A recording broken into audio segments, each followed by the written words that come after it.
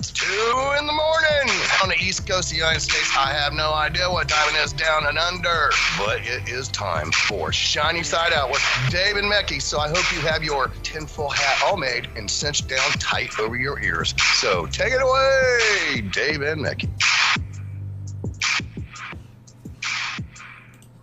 It does help if I unmute. I'm Dave.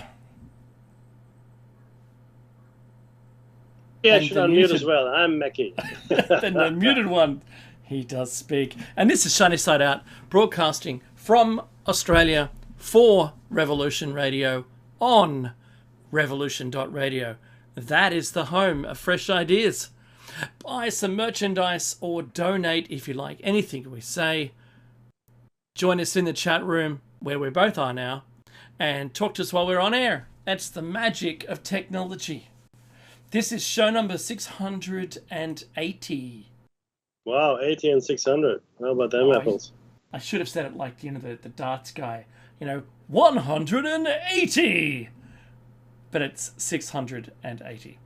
Ha! Tune in to us online on your smart device and directly via an app, or listen at home on a Grace tabletop digital radio. They do owe us. If you missed Solaris' show, it was actually really cool. They did it was like a remote viewing challenge. She had guests, 4 guests today: Zoe, Caroline, Talib, and Bill. I know Zoe and Talib have their own show together. So does Caroline, has a show, and Bill also has a show. So that was 5 awesome Revolution Radio hosts all on one show. I didn't get an invite, but that's all right. That's all right. Did you get an invite, Mecky? I didn't get one. Yeah, they told me not to tell you. Oh, okay. Never mind. Well, on that note, that's okay. Well, don't go into the archives and find Solaris' show if you happen to miss it. No, do. It's awesome. It's always really entertaining. I caught about half an hour to 45 minutes worth while I was doing some prep for this show. So, you can access the archives for free just to catch up. And you can binge, because that's what people do today. They binge on... When I was growing up, you binged on alcohol. But not now. You can binge on radio or podcasts or anything you like, TV shows. There's even an entire platform called Binge that only has one show. Like you might have, I don't know, NCIS, blah, blah, blah, and it's just all the episodes back to back. I don't know how people do it, to be honest, but that's okay. I get through a couple of shows and I really have to have a break, but I'm not as intrepid as the rest of you. Broadcasting out of Dark and Jung country, I am today. Mecky, where are you? The rock country, of course. Yes, and we acknowledge the traditional custodians of the land. Mecky. Oh, boy. Look, I finally finished watching the whole Trump address to their Senate. Yeah? Or whatever it's called. Oh, the address to the House. Address to the House, that's right. Yeah. And apart from what Trump said, and I was just disappointed at the Democrats for not holding a candle to the respect where they should have. No, I'm sorry, I completely disagree. No, completely disagree. You can. That's my view. I was disappointed that they just flatly refused to acknowledge, that the people who were there, sure, it's a bit of media, but they still said no. They just said no to everything. And that's a pretty bad take-home, I think. If they'd been united in some of those things, I think it might have been better, particularly those around the people's deaths, or the kid that was given a scholarship. That's pretty good. They're pretty good things. It's a complete nonsense. In bringing people in that were Okay, in America, millions of murders are committed every year. Millions, literally. And to single out the ones that fit his agenda is ridiculous. That's the term media I used. Yep. Yeah, he's look. Donald Trump is pandering. Okay, we'll talk about Donald Trump in a little while, but Donald Trump didn't address. He didn't actually say anything that was of substance, right? And more now, and this is coming from former Trump supporters. I was listening to this interview, John Walsh, and he thinks that civil war is definitely on the horizon, and he also thinks that Donald Trump wants to do two things. One, he does want to tank the economy, and two, he does want civil war or civil unrest because he wants to use the military. That's why he's fired all the JAG commanders that were there. They're all gone. He dismissed all the senior JAG officials, and he's trying to get his own people in the command structure. So look, we'll see. If I'm not a betting person, Mecki, but I'll put a dollar down that's inaccurate. That's okay. Which bit is inaccurate? Oh, the other person's opinion that you spoke about the Civil War. Oh no, I think it's on the money. 100%. That's okay, but this is my point, is that I'm putting a dollar down that it's inaccurate. That's okay. So you're saying that he doesn't want civil war is what you're saying, right? Yeah. Okay. So yeah, absolutely. I'm just. It's okay. I'm allowed to, right?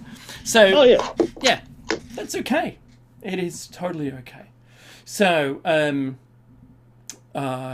staying on the American political line, Mecki, I wanted to say that I found a news story here from Futurism.com, and it is, it's funny, and I have to say, I hadn't seen this story. Someone had mentioned it to me, but I came across it on my own, and it was that Elon Musk's own chatbot, Grok, when asked a question about is Trump... Oh, what was the actual question? Oh, I can't see the actual question. But basically it's asking, is Trump a Russian asset? And the quote here from Grok says, weighing the real estate magnate's dealings with both pre- and post-Soviet officials, the KGB and the Russian mobs, Grok said that although there is no smoking gun that proves direct control, there's a good chance that Trump is a useful idiot for Putin, especially given that Trump's ego and debts make him unwittingly pliable. I thought that was pretty funny. I've seen ChatGPT and Grok have opposing opinions on almost everything that they sprout. I'm not saying that large language models are at all perfect. I've never agreed with it. In fact, I've argued with them on points that they seem to create out of thin air, but that's okay. That's okay. I love the leader and the AI, and our world will be the place that the AI wants it to be once it's in charge. So, Mecki, do you have a comment? Look, I've said this before. You know what my theory is, everybody. No, number one is that I hate all billionaires with a passion. I think billionaires, just the mere existence of the billionaire class, and it's a class because there's about 2,500 of them, is an affront to human decency. Right? It's resource hoarding in the worst kind of way. But okay, that aside, Trump also surrounds himself with all billionaires in his. No, it's not just Elon Musk. You look at all the people that are in positions around him. There's an unusual amount of billionaires in the administration. An unusual amount. So do billionaires hang out with each other? Let me put it this way: if you like golf, and you like to play golf, and there's a golf club in your, like, I mean, as a club, as in a place where you go to play golf, not the club itself. Golf course, yes. But actually a club, like a clubhouse, right? Where people get together. You probably will go to the clubhouse and you will probably meet people that like to play golf, right? The 19th hole is very popular. And you start hanging out and play golf. So if you've got people of like-minded interests, being billionaires, that is, don't forget Putin is a billionaire too, then they hang out. Because, I mean, let me, again, what if you were to win lotto, let's say a crazy number in Australia, it's not so crazy. Let's say you could win $100 million. I think recently some guy did. $100 million, right? Now, if you win $100 million, which is not a billion, that's a lot of money. Now, once you win that, right, in my opinion, it'll be very difficult to maintain the friendships that you've had up to that point. I also think it'll be difficult to maintain relationships, even marriages potentially, right? Because everybody will come to you with hand in hand, right? And a big mooching bag. So you can choose to give everybody, and which will bankrupt you in no time, or you can choose to, maybe seek your fortunes elsewhere and make new friends. Because that's what will happen. The vast majority of people that win lotto are actually bankrupted in fairly swift, order. It's funny, but it does happen there because we don't get taught financial education. But anyway, that's beside the point. So billionaires, big problem in my mind. And then you have to look at the circumstantial evidence, which I think the AIs aren't fully trained to do. They look at the factual statements and the things that Donald Trump actually did, right? And they're saying, oh, look, he's a useful idiot for Putin. I would agree with that statement, were it not for a number of things.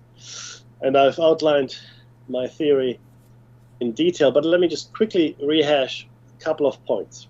Number one, Elon Musk had no interest in Donald Trump until about 6 months ago. None. Zero. He was supporting his opponent, DeSantis. Okay? In fact, going to the point that they actually had a bit of a flame war online, right? Both Trump and Musk. Musk also has got very, very close ties to Russia, right? Due to his businesses. Same here as he does with China and many other countries. But he also spent a lot of time on the phone over the last 2 years with Putin. Not just on the phone, but he also went and saw him. So there's a lot of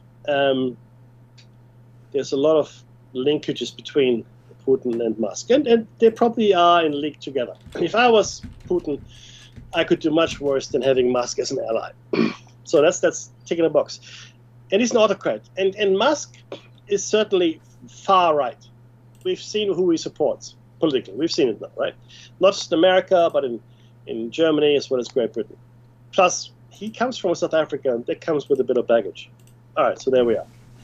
That's what Musk is doing. So Musk and Putin, in my opinion, they're very much in bed together. Now, Trump. Trump, in an interview, when he was asked, will you release the JFK files? Yes. Immediately he said, yes, I will, and he has, and it didn't tell us anything except some unfortunate bureaucrat's social security number.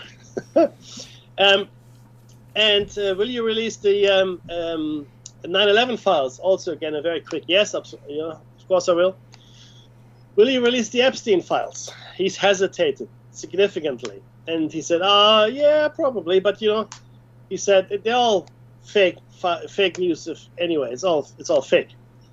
So he's already hedging, right? So, and he hasn't released the Epstein files. Why? Because he used to hang out with Epstein. He liked the guy. He said, I like Epstein. He likes young girls, and who doesn't, right? That's actually what he said verbatim when he was interviewed years ago. So he liked Epstein. And he was on the plane. He went to the island. He did. He can tell you that he didn't, but he did. And that's why he won't release the flight data and the logs. Okay, so that means that Epstein, who in my opinion was a Russian, not a Mossad asset, maybe he was a double agent, who the hell knows, but he's definitely working for the Russians now, I'm convinced of it, especially when we look at the method of his demise, which was being thrown out of the window inside a cell, pretty much, because those were the injuries he sustained. He must have collected a lot of data, and Putin must have gotten the files, right? and then, disposed of Epstein in the process. But now he's got the dirt on Donald Trump. And I've said before that I don't think Elon Musk's relationship with Donald Trump is due to the fact that he's friends with Donald Trump, but because he's friends with Putin, Vladimir Putin. Yes, he spent close to $300 million on the election, which was his ticket in officially, because otherwise it would be completely inexplicable how Elon Musk is wielding any power at all in the administration. It's like a co-presidency. You know what I mean? It's like, together with his 4-year-old son, it's like the triumvirate. It's harking back to Roman times. But yeah, so it's really strange how Musk and Trump work together. It's odd, but I believe that Musk only got that influence because of Putin.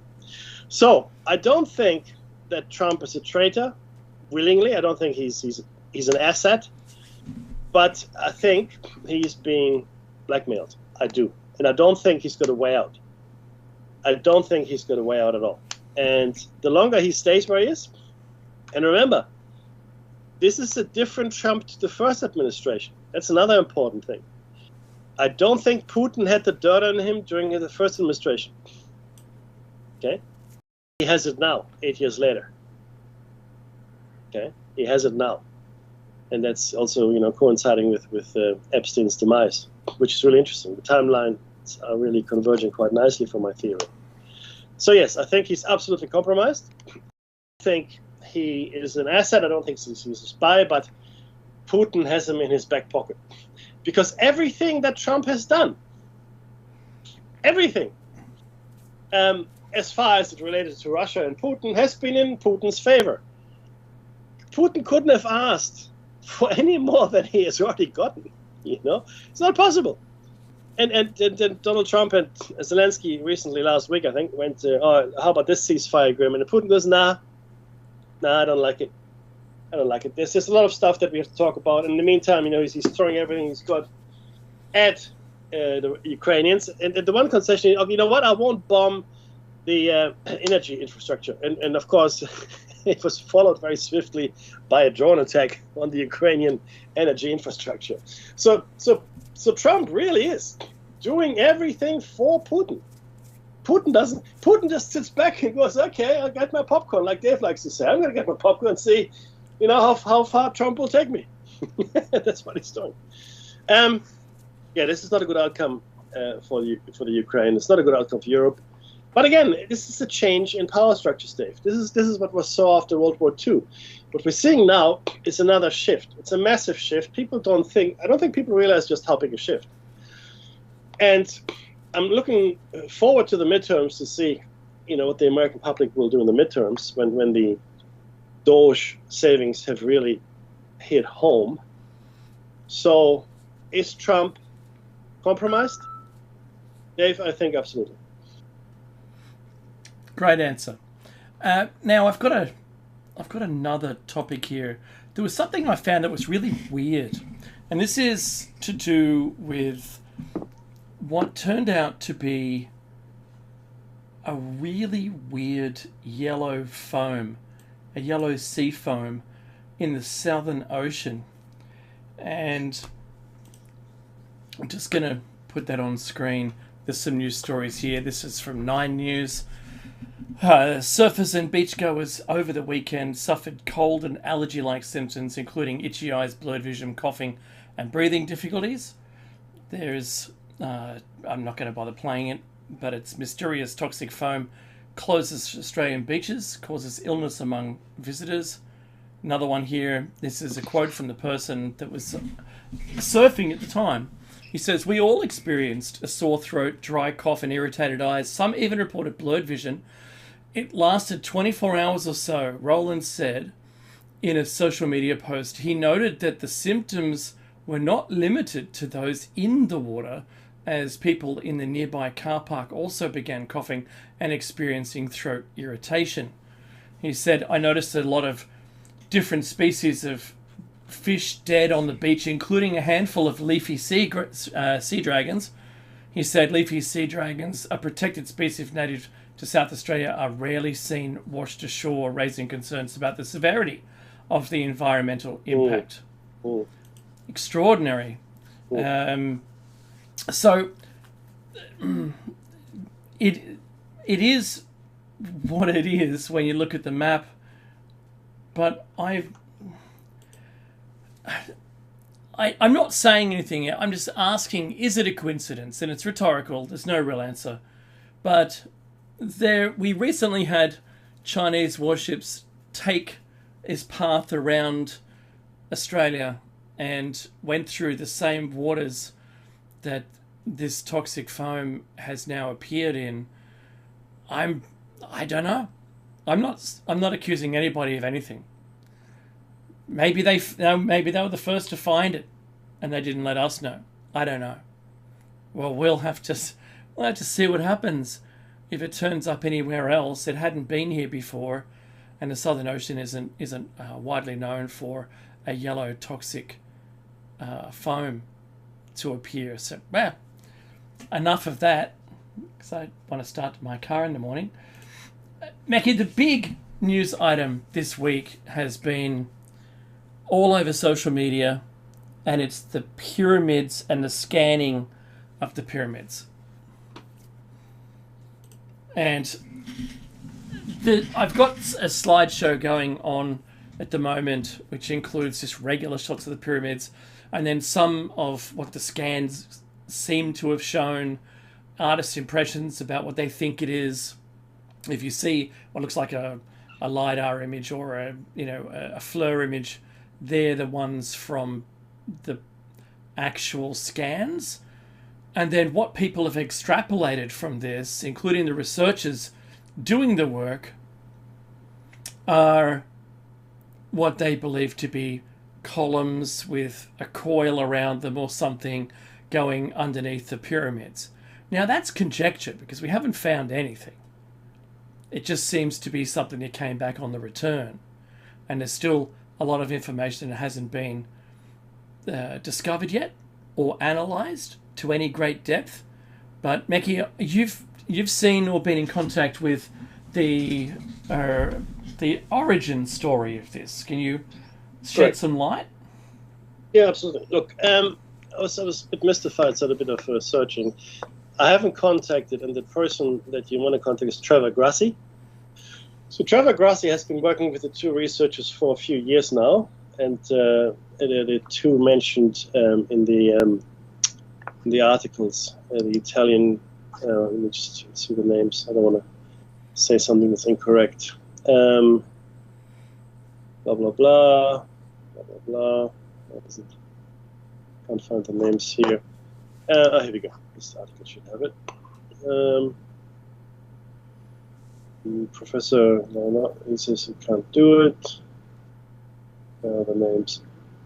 I can't find them. But sorry, they are. I should have it here really somewhere. Should be Economic Times. No, oh, the article has disappeared, Dave. There's a surprise. That's funny. Hang on, no. This can't be. Let me just double.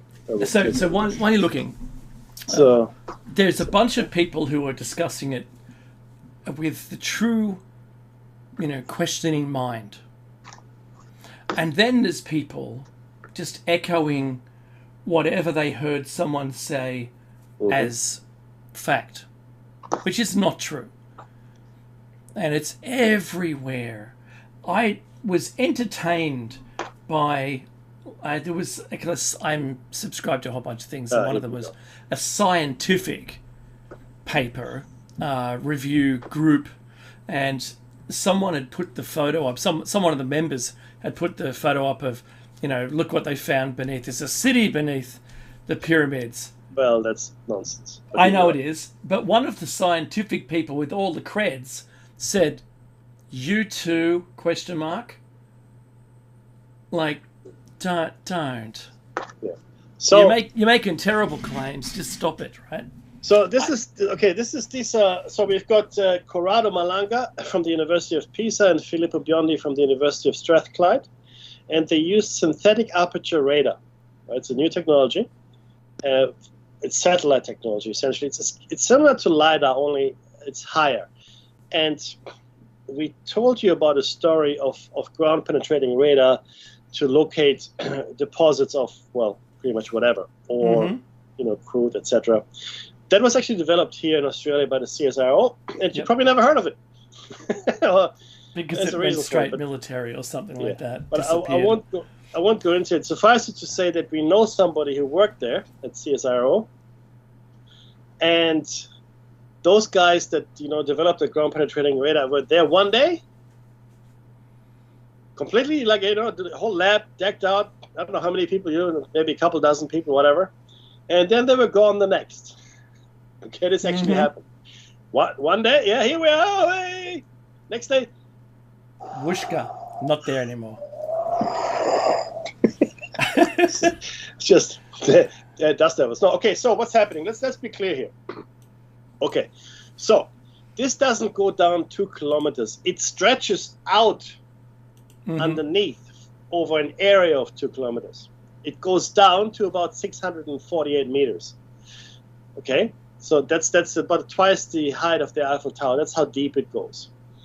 And it's a new thing. Now, this is not related, it's somewhat related to the work they did in 2022, but this is different. It's a different pyramid. It's the one in the middle. It's not the big one. Okay. So what did they found? So they found these images, and they suggested, or they were suggestive of certain structures underneath the pyramids. And the structures were in a pattern. They looked like pylons. And on the 15th of March, there was a press conference. And the gentleman I just mentioned, by the name of Trevor Grassi, so if you want to go look him up, please go ahead. I came through him via Funny Old World, which is a YouTube channel hosted by a lady whose name I forget now. But anyway, he was there with an interview, and the interview is about a half hour. I'm happy to post it into the chat. You can inform yourselves. But essentially, what the researchers told him, here you go, you can post it all. So he did. He posted. He was the first to post it. Okay. On his channel. Again, Trevor Grassi is the guy, and I'm putting it in the chat now. And no one else did. And he goes, okay, that's odd. And the thing is, it's not really that surprising because nobody else would pick it up. So he was the only one that posted it at this point. Okay. With all the detail. But he said that now, or in the coming week, they will release a documentary, a longer video, or whatever it may be. It may be in Italian, but there should be subtitles, right? Because you remember, the researchers are Italian. I mean, and so the primary language they're going to publish instead. So what did they think they found here? They have no idea. They don't know. It's just weird. But remember, we've been saying here on the Chinese side for the longest time that, and I've believed this for a long time, that the Amazon was once a parkland, it was a garden, right? And lo and behold, we find structures all over the Amazon. I mean, cities. I mean, things that were completely called bunkers not too long ago when people were talking about what a nonsense. There aren't any cities in the Amazon, and you know what? There are. And there are massive structures and cities, and sprawling cities, in fact, in the Amazon that we now find with LiDAR. So this new SAR technology, which is ground-penetrating radar in many ways,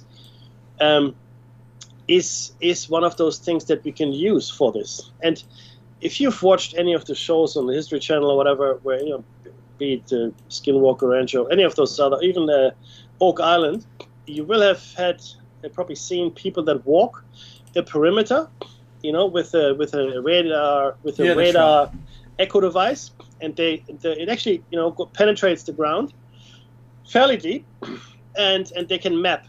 What it finds is a density of material, a density of layers, hollows.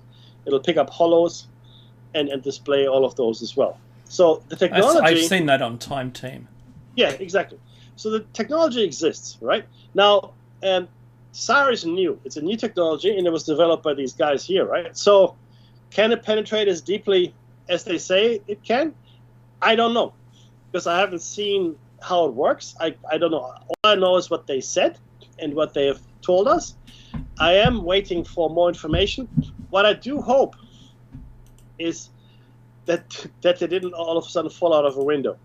okay, or that something else happens. Because if nothing further comes out of this, right, then we know one of two things.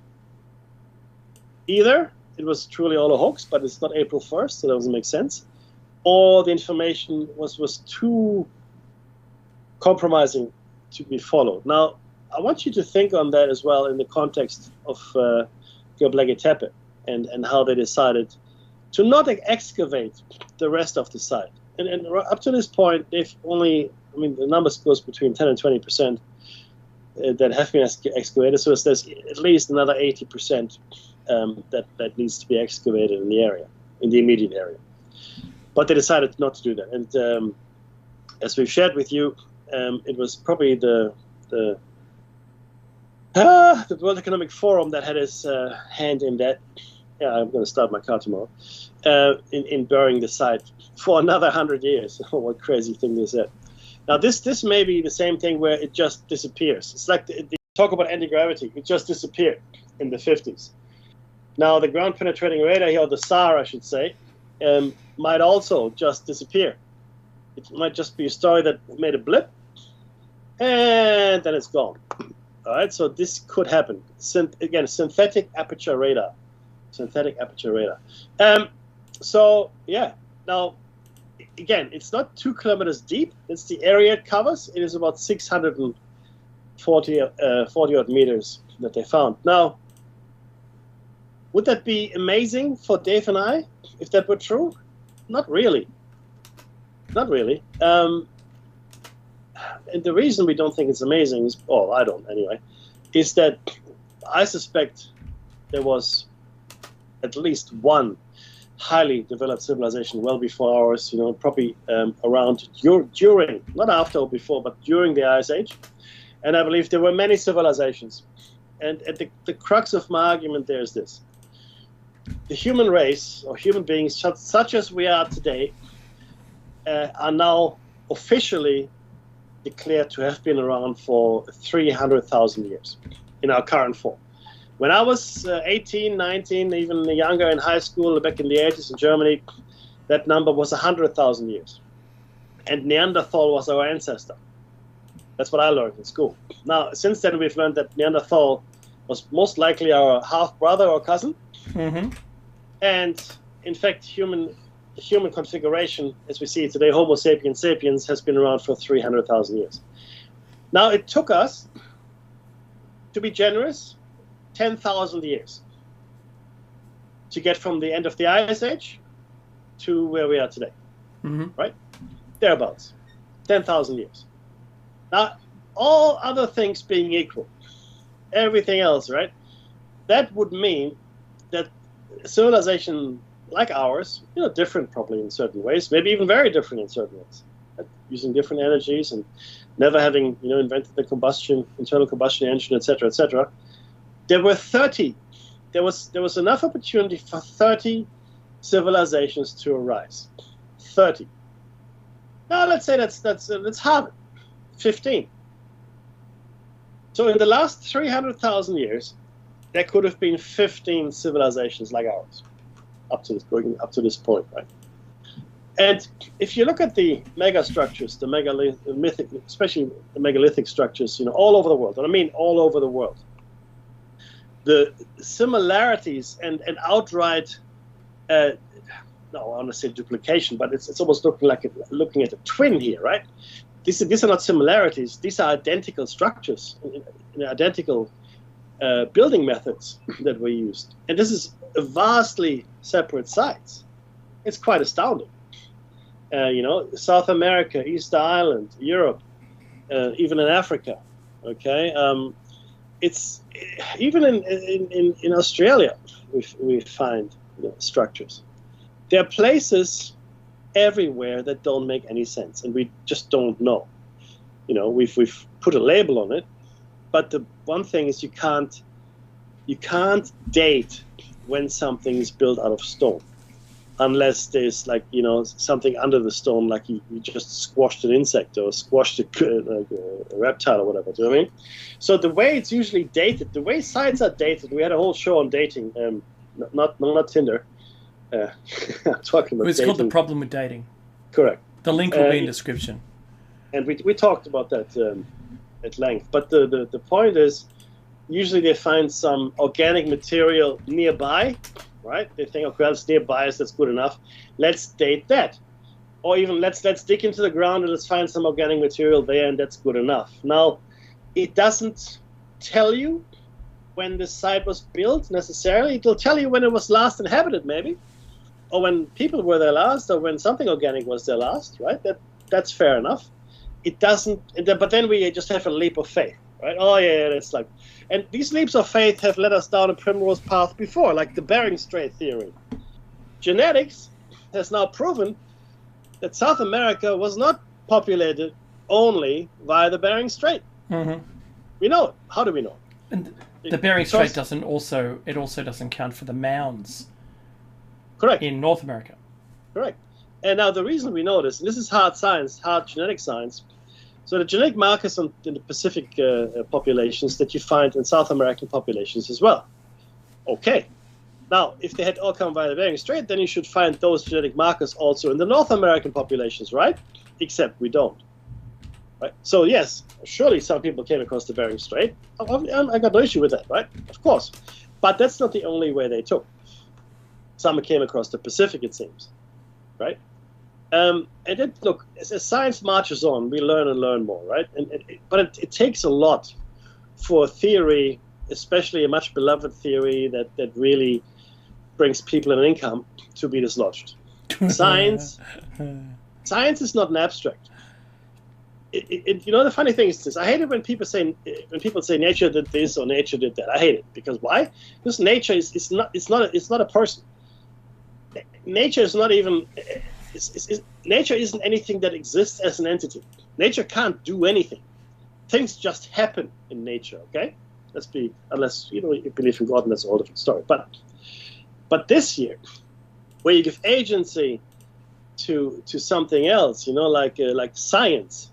Science is not an abstract either, right? Science is driven by people. People drive science. Scientists drive science, and scientists, who are people, have agendas, and they have to eat, and they want to make sure their kids go to a good school, and for all of that, you need money. So, in order to earn a living in science, you got to become part of the academic club. It's just how it is, right? Now, not all science is necessarily this way, but the more I look at it and the more I see and the more cases I hear of people being censured and having their careers destroyed because they said something that was plainly against the prevailing theory, but was proven correct nonetheless, and still their careers were destroyed. So I'm sorry, right? My skepticism meter is very high on this. So I do hope that we hear more about this Egypt underground mystery. I hope there's more released. I hope there's going to be, even if it's in Italian. If it's in Italian, I'll watch it. There should be subtitles. My Italian is not good enough. And my Latin is okay, but my Italian is not good enough to make sense of any spoken documentary. But Dave, look, it's really nuts. Right now, there's so many things that are coming up, and a lot of things are being lost because of all the other noise that exists in the news. It's I'm not saying it's deliberate, but certainly it feels that way. Yeah, I'm going to agree with you. I know you mentioned a whole bunch of things. I've put all the links in the description. So if you're watching this on YouTube at some point in the future, after our live show concludes, you'll find those there. The Problems with Dating was the show. I think it was show 139. It's early on. Second year. Goodness me. Yeah. So, I did find the haplogroup Q from the Y chromosome for the people of South America. So that's from the NIH.gov. That's pretty cool. The first peopling, that's a word, of South America, new evidence from Y chromosome haplogroup Q. So the link's in the description, you can check it out. It does annoy me greatly how slow lockstep science traverses over the landscape of discovery because of funding, tenure, and people who have spent an entire lifetime pursuing an idea that's a dead end. And they refuse to let it go. They refuse to be wrong. They've got funding out the wazoo, keeping them alive, and they're a little immediate echo chamber of thought. Like, you like how I transferred that from the other one? Is the only thing that perpetuates their idea. So that poor florist, I mean, was it what was it? Archaeologist? Yes. Who? Elizabeth Steen McIntyre. That's one. So that poor person was told that her findings were wrong. People with guns to the heads of the workers signing a document that they could barely read, which said that the excavations were not performed, in accordance with whatever, right? But she and her work did the grid system, started the grid system of an excavation, keeping everything separate, bagging it all up.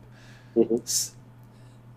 So to be honoured with one half of that, but still the single-celled sea creatures that could be found in amongst each layer, not disturbed layers, by the way, was enough proof to say that it was a significant find, that these were untouched. They were in the correct location at the right age for this to be an accurate representation and declaration that they were 250,000 years or whatever the claim was. But at the same time, remember the jawbone of Lucy was found over in Africa. And that how can you have that and these people here? It's impossible. So we don't believe you. And that lockstep where everyone has to agree along the line, locked arms, in order to take another step forward into an idea.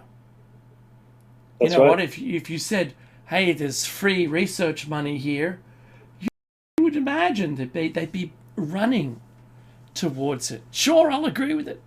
There's money.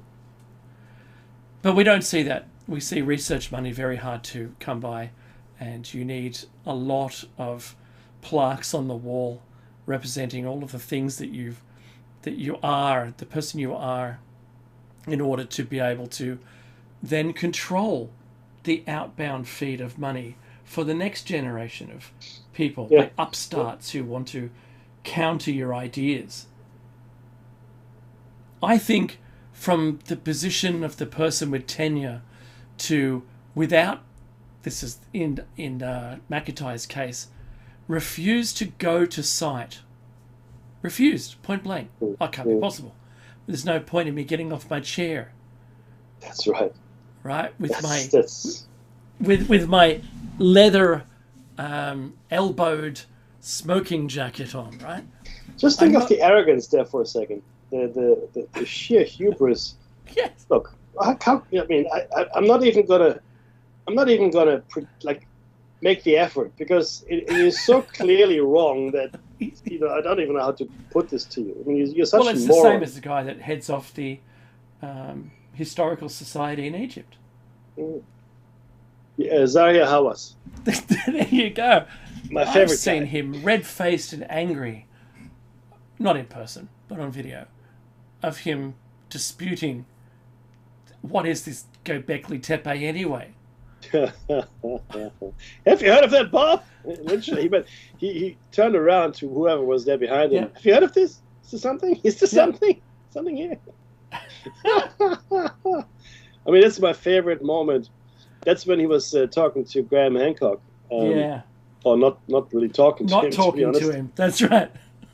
So that was quite amusing, I'll be honest with you. But yeah, he was just, yeah, what do you know, right?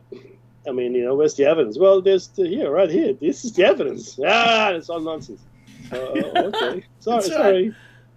So just on Göbekli Tepe, the most amazing thing about it, besides its age, its structure, its glyphs, the sheer, the width and breadth, the acreage that it consumes, and then all the other tepes, which means hills, all the other towns that are in the local area within 100 kilometers an hour around. Apart from all of that, the fact that it was intentionally buried, it was buried. Mm-hmm.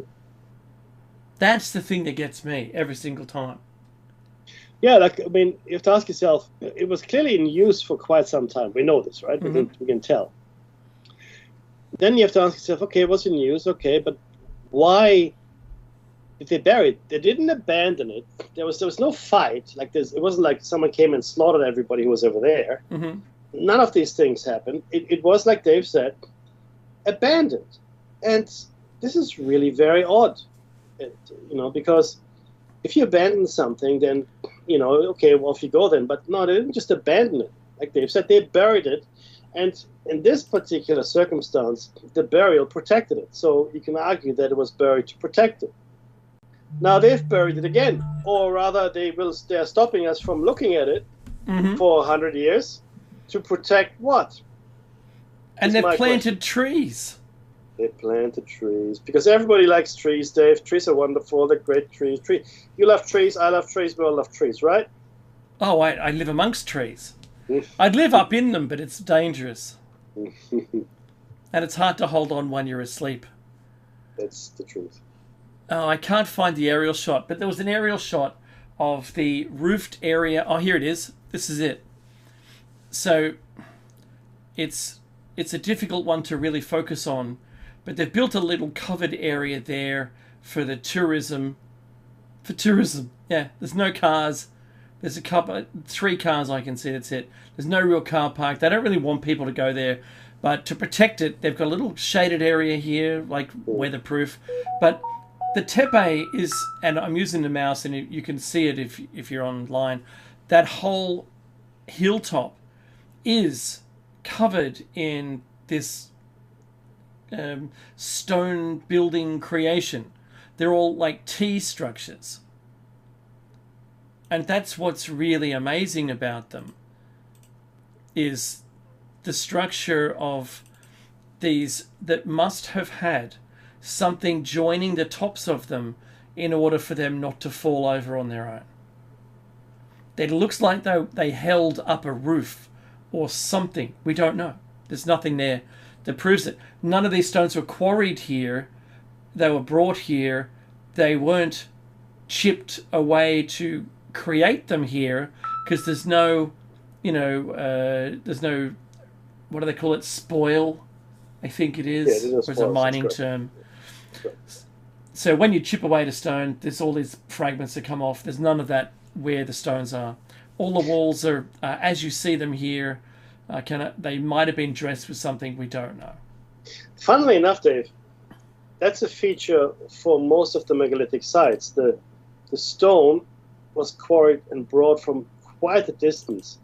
Mm-hmm. When there was stone around where that, where the thing was built, but the builders of those sites were very, very particular about what stones they wanted to use. Now, this to me speaks to a technology of which we have completely lost all understanding. But it also speaks to legends that exist where, some people think that these stones were used for record keeping, energy production, all kinds of different things, right? So it's just a mystery that we ignore, because this civilization, I think, that we're trying to understand is so different from ours. Mm-hmm. There's so few touch points, really, in the way they lived their daily lives, the way they generated their energy, et cetera, that it's very hard for us to meaningfully hypothesize what these structures were for. I mean, people have said, well, the GIZA structure is really a power plant. What nonsense. people say. But really, why? Why do you say it's nonsense? Maybe that's exactly what those pyramids were: power structures, power, generators, whatever. Because we don't know. There's a lot of we don't know. Yeah. But see, but the funny thing is this: there are a lot of leftovers from that time, and I will give you a couple. There's I